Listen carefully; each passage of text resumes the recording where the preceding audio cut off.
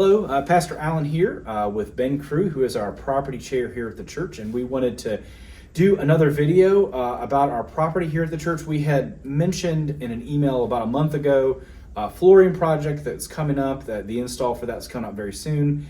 And one of the things we promised is we would do a video to answer any more questions you might have about it.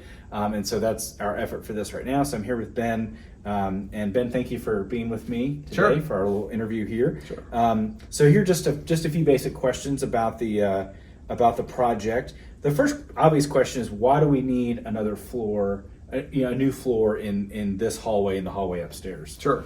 So this portion, which is kind of phase one of the flooring, the carpet it's gone past its useful life. This carpet's been down maybe for 20 plus years.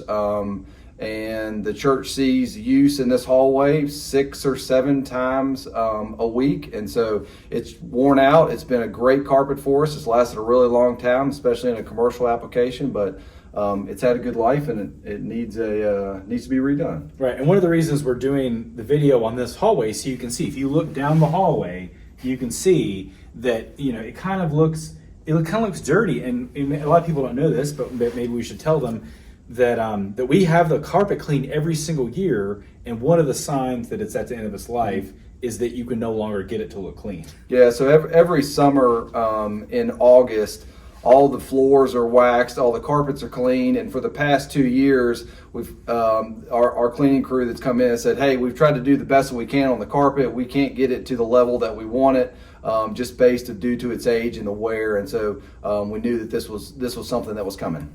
So, but I appreciate that. One of the things we said in the emails, we talked about the kind of flooring. So currently we have carpet, but one of the things that we have decided is that for these hallways, we'd like to go with something that's called LVT. So the next question I have is can you tell us what LVT is, and then tell us why are we choosing that over top of carpet? Sure.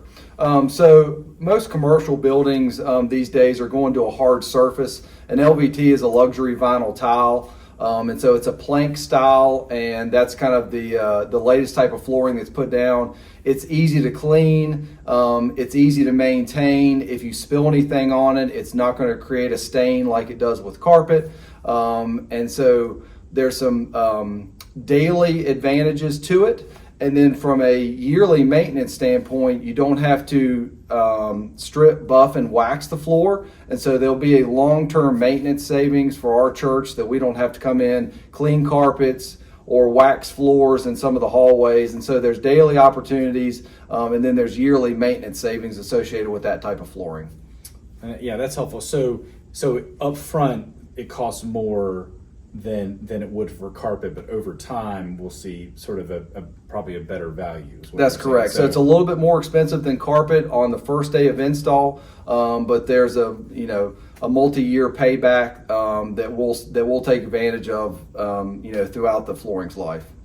And I think the difference between that's I think the LVT, this phase of the project would be about $50,000 is what you've said, or is that right? The right number? So the 2-phase flooring project, and this particular phase is $30,000. Okay. And so there's 2 phases of it, and so this summer's phase is $30,000, and we can talk about that. Okay, that's helpful. Yeah, so a little more expensive than the carpet would be, but overall better savings, better value. My understanding of LVT too is if something breaks, you can pull that piece out, right? You don't have to pull up a whole section. You can just replace that one thing in case. That's correct. So the carpet that we have right now is sheet carpet, and so if there's a damaged portion, it's very hard to repair without it being noticeable. With LVT, it's in a plank style, and so if there was damage that was done near a doorway, or somebody was moving furniture and dropped something or something happened, you could replace that plank and virtually be unnoticeable moving forward. Okay, and then so one of the things the purpose of this is we've been asking the congregation for help with the cost of this, and some people might have the question, well, why didn't we budget for this? Why are we having to kind of come with a mid-budget year outside of pledges? Why is this ask happening in this time? Sure. So there's a lot of capital improvements that happen in the church, and those are, some of them are immediate needs like the carpet. Some of them are proactive. And the majority of that work that's done around our church is outside of the annual budget. And so the annual budget is basically from a maintenance standpoint. Okay. And so there's not a tremendous amount of money that's given to the church for future unallocated projects that haven't been identified. So typically in churches, when there's a need for some type of capital improvements, whether it's TV monitors or doors or new flooring, there's donations that are asked from the congregation to come up with funds to take care of that improvement within the church. Right. Of course, we have an endowment, and we've seen over the last few years some incredible ways that our endowment has helped us. When the chiller went out, that was a $90,000 thing that we were saved from having to ask the congregation for anything for that because of the generosity and the legacy giving that happens from the endowment. We've seen a couple other ways the endowment's done that, and for this one, essentially, this is one where we need to come to the congregation. It's at a level where we need to continue to sort of preserve the endowment for those really big, major, surprising projects. Whereas this one is one where we've known it's coming, but it's sort of, we've established over this year that this is the year it needs to happen, and that's why we're coming to congregation to try to raise this $30,000 to be able to do it. So any help people can do with that is super helpful.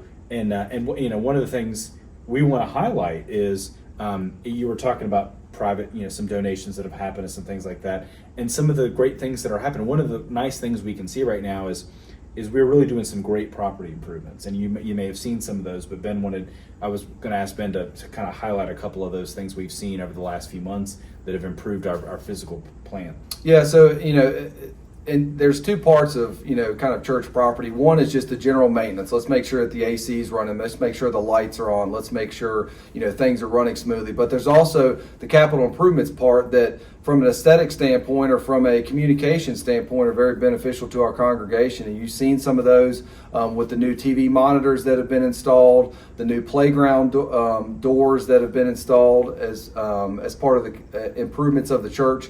All those are made possible by donations from members of our congregation that we're very thankful for. And this flooring project is just another example of a modernization of our church that needs to happen, and it's time to do it now. So I appreciate that. And another obvious question is when will the flooring happen? When will it be replaced? Sure. So as the church established this as a need, there's a certain window of time where we can actually do this work without impacting all the ministries of the church.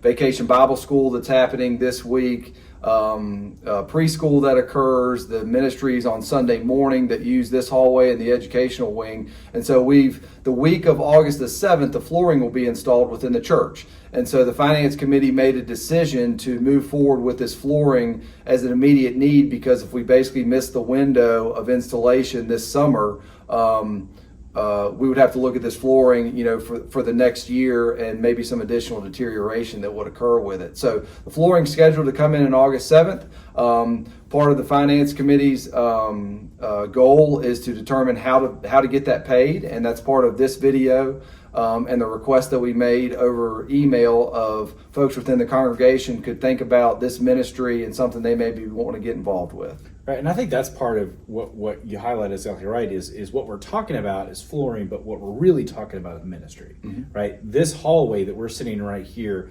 right, as Ben said, 6-7 days a week has ministry happening. During the school year, we have our preschool that reaches out to our community, that is a ministry of our church. We have Sunday school on Sunday morning. We have groups that meet here throughout the week, like AA and Bible studies.